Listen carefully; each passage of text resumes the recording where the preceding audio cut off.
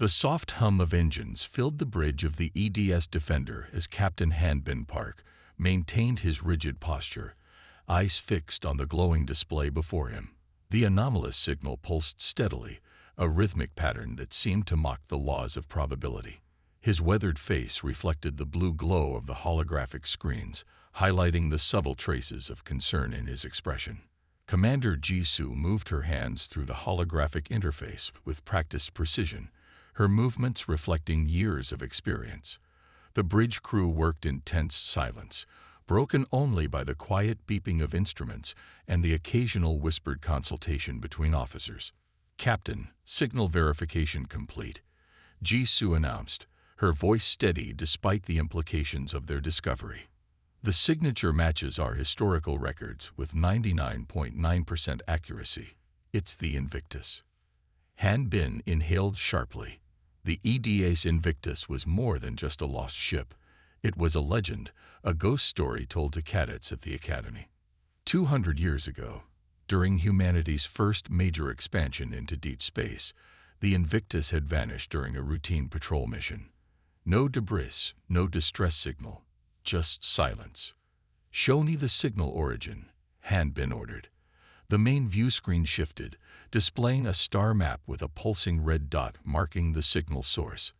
It came from the edge of known space, beyond the disputed territories where Earth's forces currently battled the alien coalition. Lieutenant Kang, the young sensor officer, spoke up from his station. "Sir, there's something else. The signal, it's carrying data. Massive amounts of it." His fingers flew across his console. "I've never seen encoding like this before." Hanbin moved to Kang's station, studying the scrolling data. Even encrypted, the complexity was obvious. This wasn't just a distress beacon or identification signal. This was something far more significant. "Commander Jisoo, alert Earth Command," Hanbin decided. "But keep this contained. Level 4 encryption." He paused, considering their options. The Defender was a modern warship, part of Earth's defensive fleet, but they were also the closest vessel to the signal's origin. The alien coalition had been pushing Earth's forces back for months. They needed any advantage they could get, and if the Invictus had somehow survived, if it had discovered something during its long absence, plot a course to the signal origin, Hanbin ordered. "But keep us at the edge of sensor range. We observe only." Jisoo nodded, relaying the orders. The Defender's engines hummed louder as the ship changed course. The bridge crew worked with increased focus, each understanding the historical significance of their discovery. Hours passed as they approached the coordinates. Hanbin used the time to review the Invictus's historical files. The ship had been state-of-the-art for its time, carrying an experimental drive system that had never been successfully replicated. Its disappearance had set Earth's space program back decades. "Contact." Kane's voice cut through the quiet bridge, reading a massive energy signature at the signal origin. The main screen showed a swirling distortion in space, like a whirlpool of stars. The signal was growing stronger, pulsing in an almost heartbeat-like rhythm. "Sir," Jisoo's voice held a note of awe. "The energy readings, they're unlike anything in our database. Whatever's happening there, it's beyond our current technology." Hanbin gripped the railing of his command station.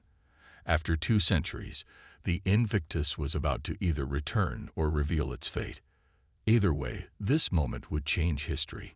"All hands, battle stations," he ordered, not out of fear, but preparation. In this age of war, caution had kept them alive. "Record everything. Whatever we're about to witness, Earth needs to know." The distortion grew larger, and the signal's pulse quickened. The bridge crew watched in tense silence as space itself seemed to bend and twist. Their instruments struggled to make sense of the readings, but one thing was clear: something massive was about to emerge. Hanbin Park had served Earth's fleet for 20 years. He'd seen battles, discoveries, and wonders that defied explanation. But as he stood on his bridge, watching the fabric of space part like a curtain, he knew this would be different. The lost ship's return wouldn't just change the war. It would change everything they thought they knew about humanity's place in the universe. The signal reached a crescendo, and the stars themselves seemed to hold their breath, waiting for the Invictus to make its grand return. Lieutenant Du Young's hands trembled as he stared through the bridge viewport at the impossible sight before him. The temporal rift pulsed with ethereal light as the legendary EDS Invictus emerged from its depths. The ship's hull shimmered with intricate patterns that seemed to shift and flow like liquid metal, nothing like the standard Earth Defense Fleet designs. "Impossible," whispered Commander Ji-Soo beside him. "The ship's at least twice our size now." She was right. The Invictus they learned about in history books had been similar in size to their own vessel, but this was something else entirely. The rescue fleet of 3 ships looked like tiny escorts next to the transformed warship. Its hull bore the original Earth defense markings, but they were integrated into the strange flowing patterns that covered the entire vessel. The design was both familiar and alien, as if someone had taken Earth's technology and evolved it far beyond their current capabilities. "We're receiving a transmission," announced the communications officer. It's using old Earth protocols, but the signal is crystal clear." The bridge screen flickered to life, revealing a face that had haunted military history books for 2 centuries. Captain Taiwan Lee looked barely 40 years old, his uniform a strange hybrid of Earth defense design and unknown elements. His eyes held the sharp clarity of a younger man, but there was something ancient in his gaze. "This is Captain Taiwan Lee of the EDS Invictus, returning to Earth space after what our chronometers indicate has been 5 years of ship time." His voice was steady, but confusion flickered across his features as he took in the modern uniforms and equipment of the rescue fleet's crew. Do Young watched as Captain Hanbin explained the situation, that 200 years had passed on Earth, that they were at war with an alien coalition, that the Invictus had become a legend. Taiwan's face remained composed, but his crew in the background showed varying degrees of shock and disbelief. "Request permission to send a boarding party," Hanbin said.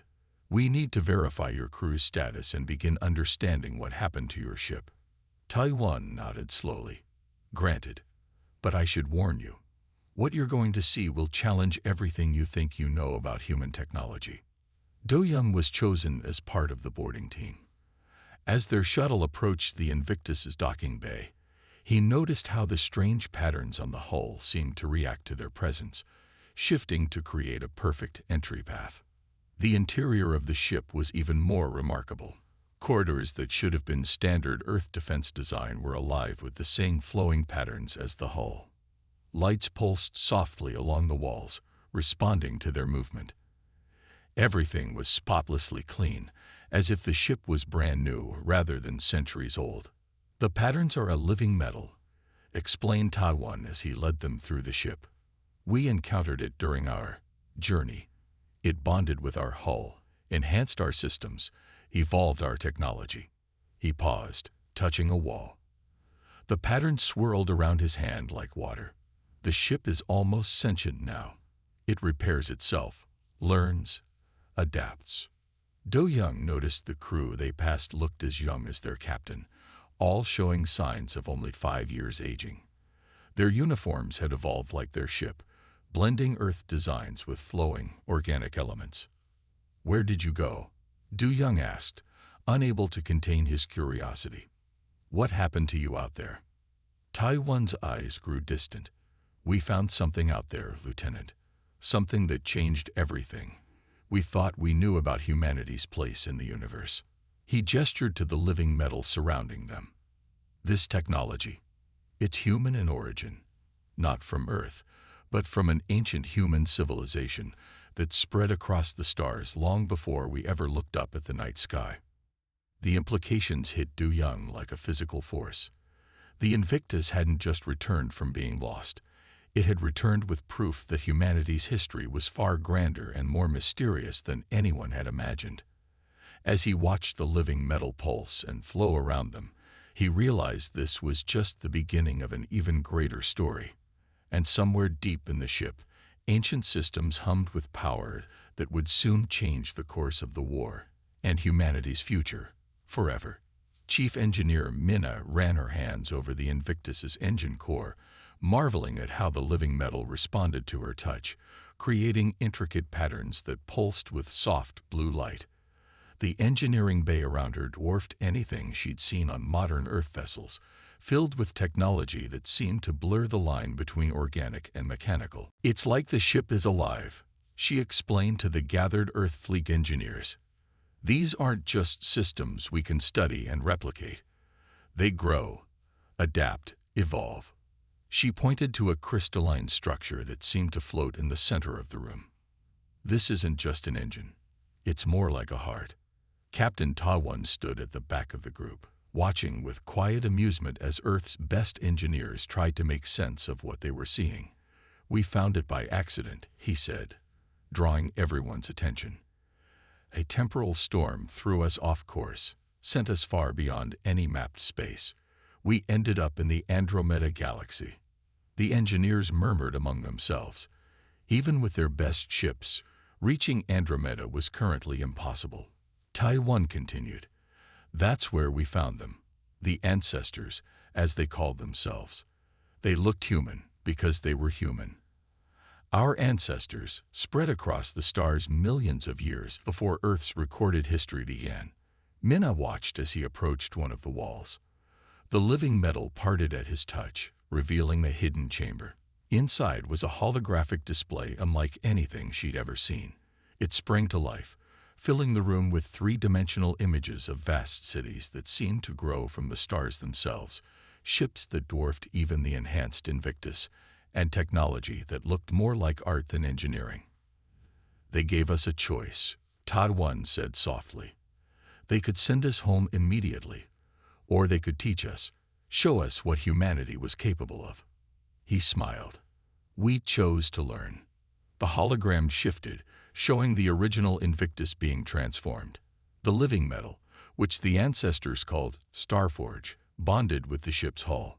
Systems that were primitive by their standards were enhanced, evolved, transformed into something that bridged the gap between Earth's technology and the incredible achievements of their ancient relatives. 5 years, Minna whispered. "You learned all this in 5 years." "The Starforge accelerates learning," Taiwan explained. "It forms a bond with its users. The ship itself helped us understand, helped us grow." He touched the wall again, and the metal rippled. "But we only scratched the surface of what they knew, what they could do."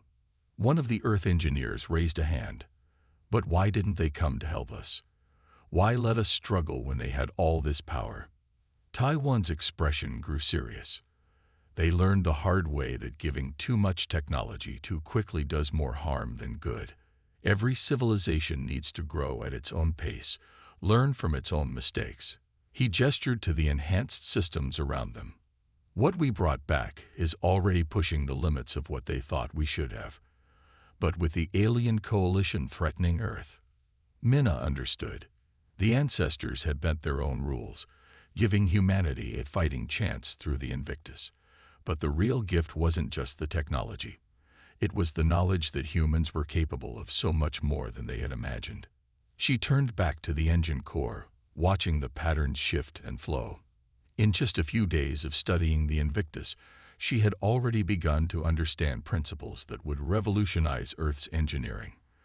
The living metal responded to her thoughts now, almost like an eager student wanting to share its knowledge. "We need to prepare the fleet," she said, straightening up. "The coalition won't wait while we study these systems. We need to start implementing what we can as quickly as possible."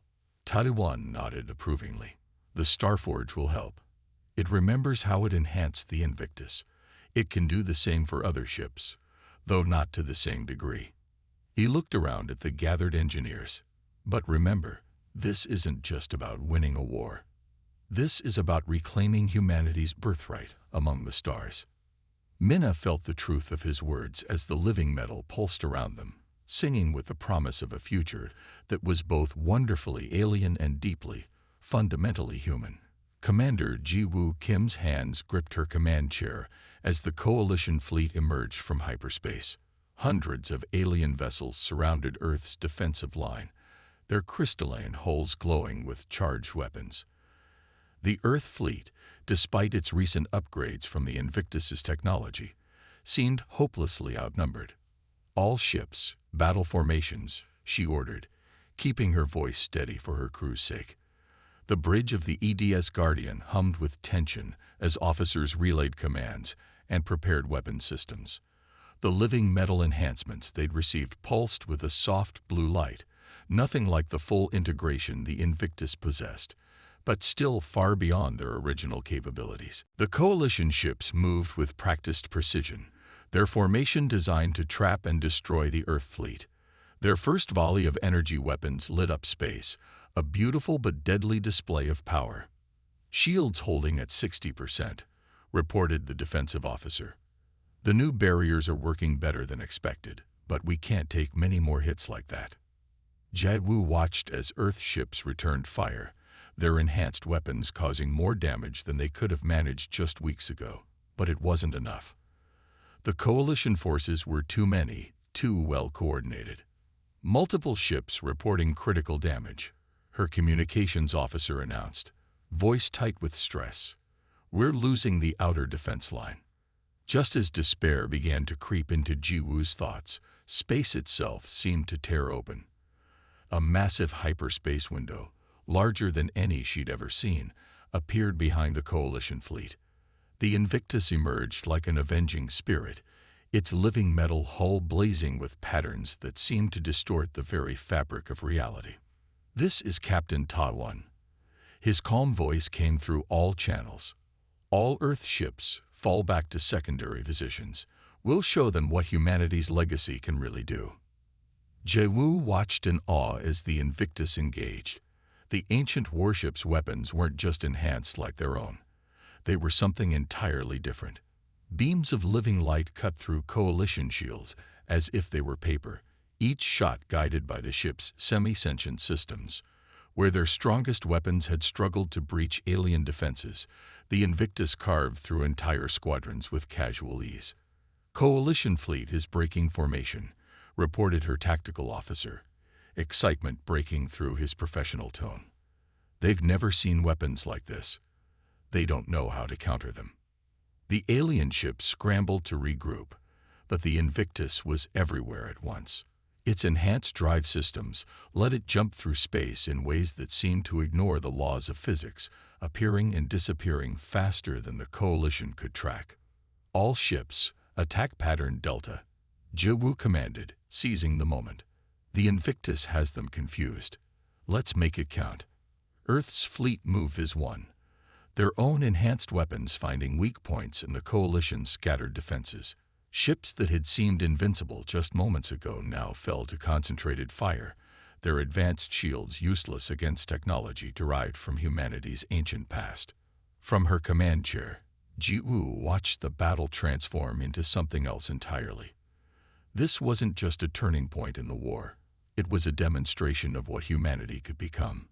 The Invictus danced through space, its living metal hull absorbing or deflecting everything the Coalition threw at it, while dealing devastating blows in return. "Coalition ships are retreating," announced her tactical officer. "Multiple hyperspace signatures detected. They're running." The bridge erupted in cheers, but Jiwu kept her eyes on the Invictus. The ancient warship's hull was pulsing with patterns she hadn't seen before, as if it had evolved even further during the battle.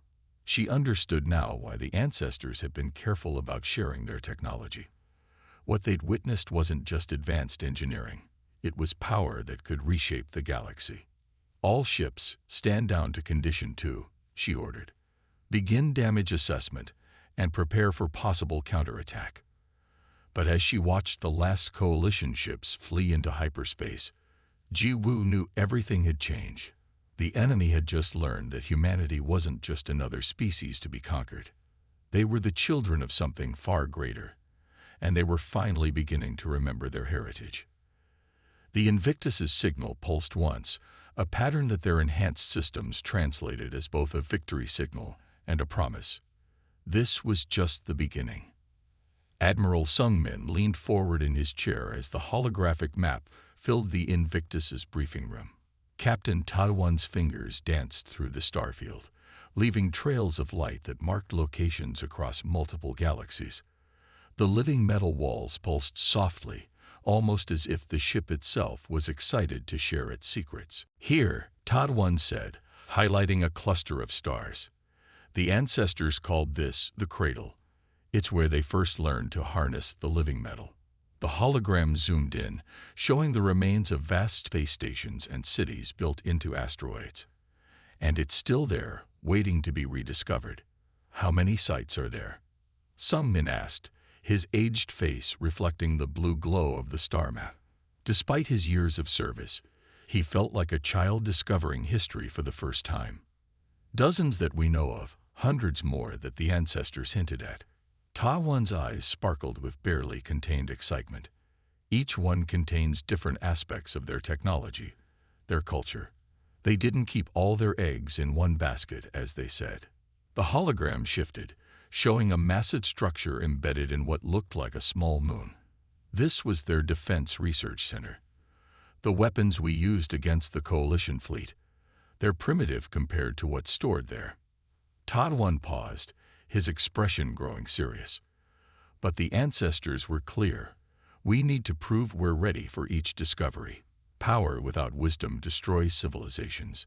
They'd seen it happen before." Sung Min nodded, understanding the weight of responsibility. "Tell me about your time with them," he said. "What were they like?" Taiwan smiled, touching a panel that caused the living metal to form comfortable seats for them both. They were both familiar and alien. They looked human, but their minds worked differently. 5 years with them felt like studying at the feet of gods who happened to be your distant relatives. He went on to describe vast cities that flowed and changed like living things, ships that could cross galaxies in days, and technology that bordered on magic. "But what amazed them about us," he said, "was our creativity. We used their living metal in ways they hadn't imagined. They said that's why humanity spread so far in the first place.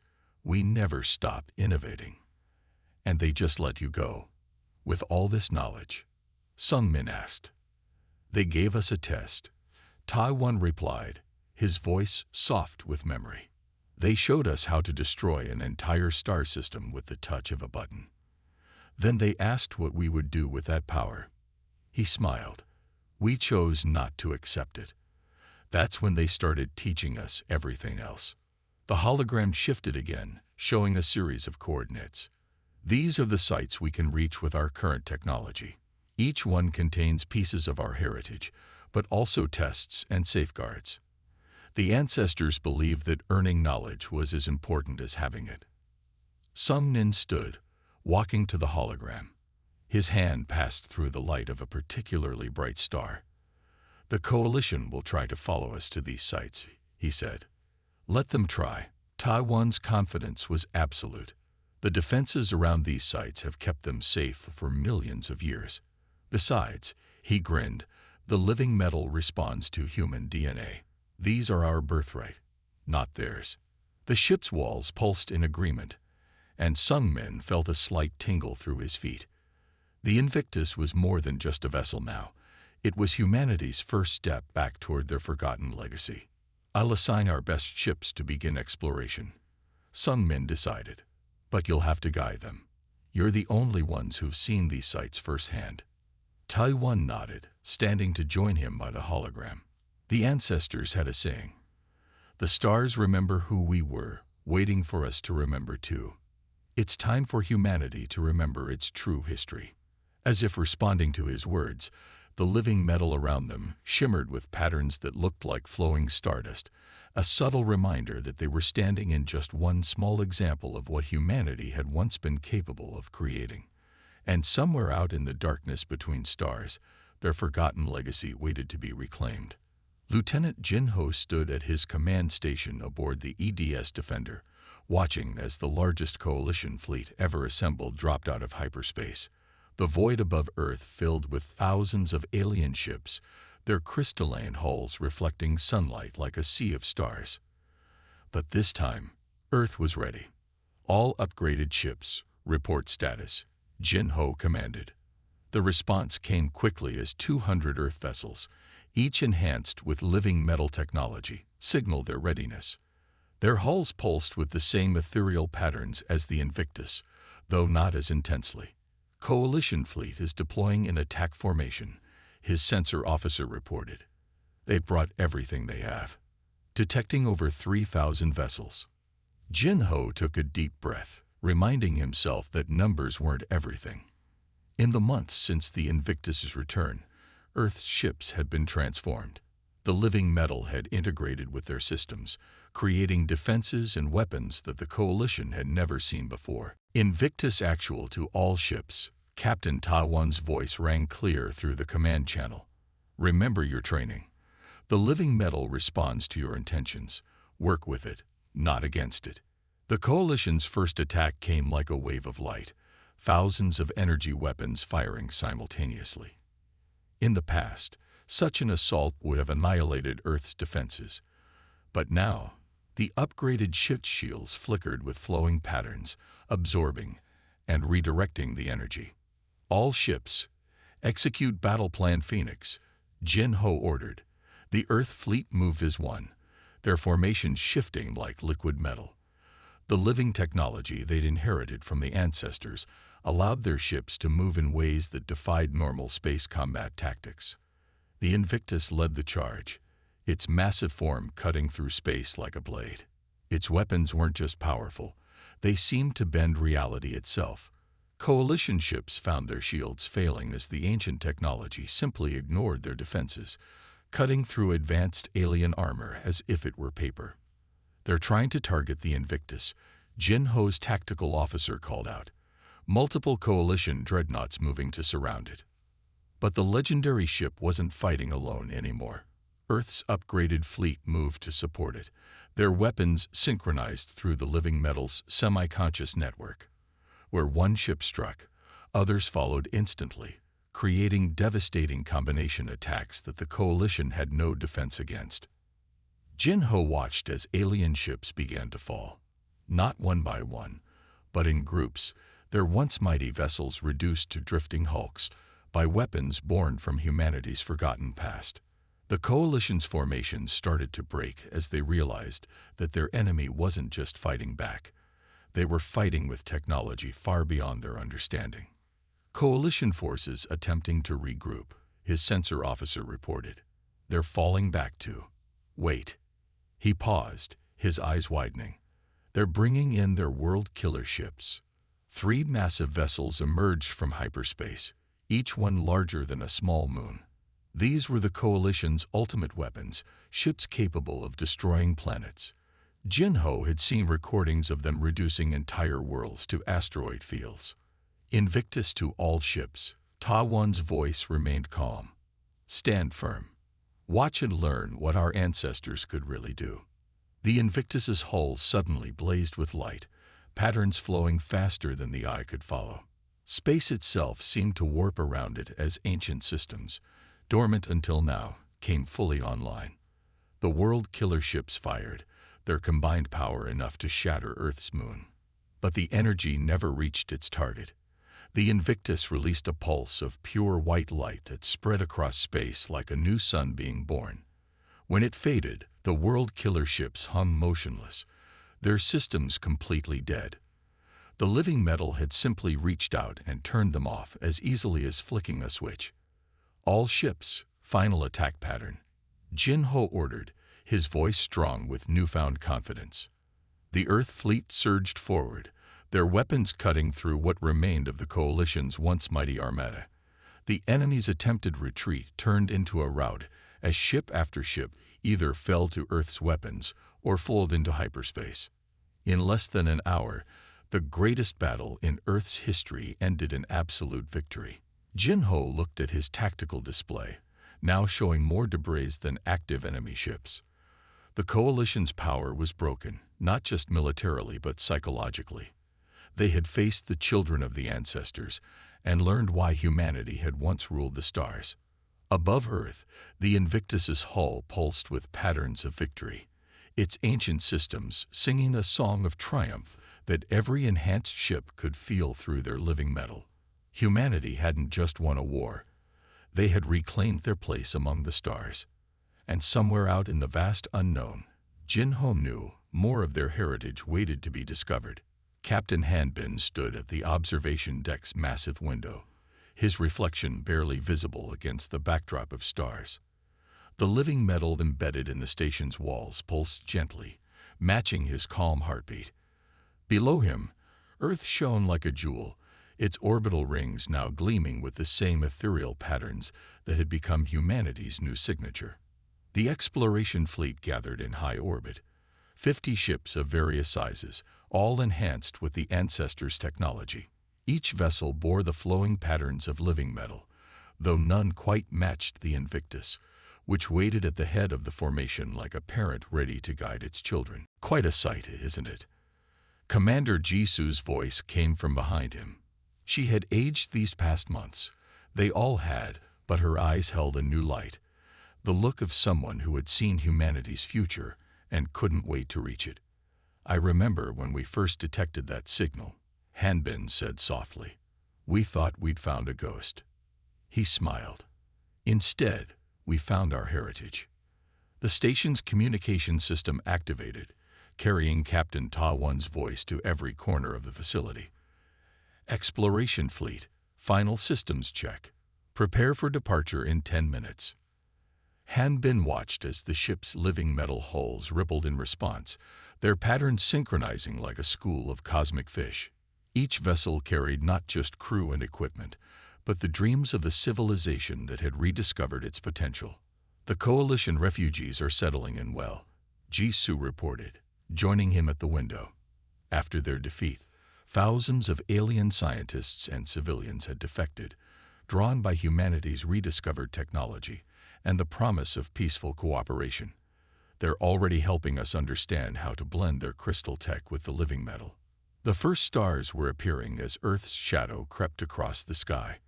Each one might hold another piece of humanity's forgotten history, another site where the ancestors had left their mark. The exploration fleet would follow the coordinates found in the Invictus's database, seeking out these ancient treasures. Navigation systems online, announced the station's AI, its voice carrying traces of living metal enhancement. Hyperspace corridors mapped and stable. Exploration fleet ready for departure. Hanbin touched the window, feeling the subtle vibration of the living metal that now infused every human structure in space. We're not just exploring, he said. We're going home, in a way, back to places where humans walked millions of years ago. The Invictus's engines lit up first, creating patterns in space that seemed to bend light itself. One by one, the other ships followed suit, their enhanced drives reaching out to touch the fabric of reality in ways that their builders could never have imagined just a year ago. Exploration fleet, you are cleared for departure, Hanbin announced, speaking not just as a captain, but as a representative of humanity's new path. May the stars guide you home. The Invictus moved first, its massive form gliding forward with impossible grace. The rest of the fleet followed in perfect formation, their living metal hulls creating a display of light and motion that would have seemed like magic to their ancestors, their recent ancestors, at least. As the ships disappeared into hyperspace, their departure looked less like an exploration mission and more like a homecoming. Humanity wasn't just reaching for the stars anymore. They were returning to them, guided by the legacy of those who had come before. We should get ready, Jisoo said, touching his shoulder. The second fleet launches next month, and we're on the roster. Hanbin nodded, still watching the space where the ships had vanished. The living metal around them hummed with potential, singing songs of discovery yet to come. Earth's children were venturing out into the galaxy again, not as newcomers, but as heirs returning to claim their birthright. And somewhere out there, the ancestors' greatest secrets waited to be found, ready to remind humanity of who they truly were, and what they might become once more. The dawn of their new age had begun.